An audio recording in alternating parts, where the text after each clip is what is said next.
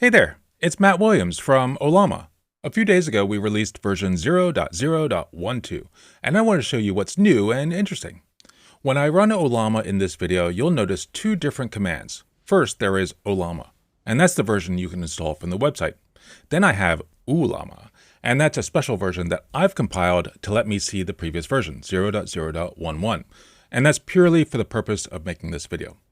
Also, I'll refer to version 0.0.12 as version 12 in this video, and 0.0.11 as version 11, just to keep things simpler as I speak.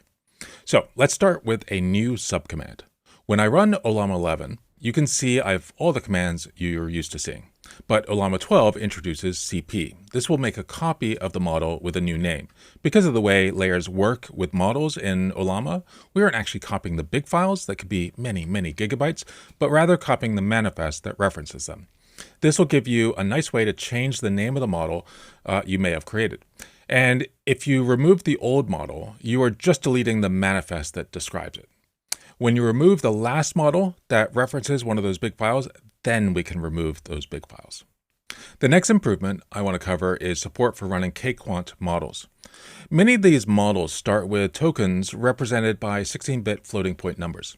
This provides for a lot of precision, but at the cost of a lot of space to store the information. Quantization reduces this precision to different size integers, 2-bit, 3-bit, 4-bit, 6-bit, and others, to save space. And they're often still surprisingly useful.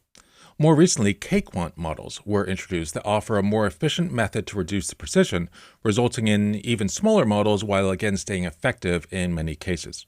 I don't have a model to show you for this, but we'll be adding them to the registry very soon. The important thing is that we've expanded our support for different types of models. Next are performance improvements from enabling Accelerate. Accelerate is an Apple feature that provides high-performance, energy-efficient computation on the CPU by leveraging its vector processing capability. We can see this by running Llama 2 model in version 11 and seeing that the CPU is having to work pretty hard to evaluate the prompt. The answer uses the GPU and is already very efficient. But when we switch over to 12 and run the same question, you'll see that the prompt eval is much faster and used much less CPU. In the Discord, we saw a few folks who were trying to access the Ollama API from a website. If you've done anything like this in the past, you may know about CORS and how much of a pain it is.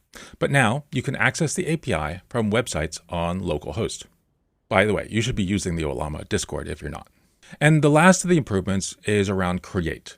When you make a model file, the first block is a from instruction. In Ollama 11, if you try to create this model from a model that's already in the registry and it's not already on your machine, it would fail because you needed to pull the model first. Now, we will pull it for you if the model hasn't already been pulled. This is a much better new user experience. Finally, there were a bunch of bug fixes which are all great to see. And that's what's new in version 0.0.12 of Ollama. You can find out more here at ollama.ai, and we can't wait to hear how you are using the tool. Thanks so much for watching. Bye.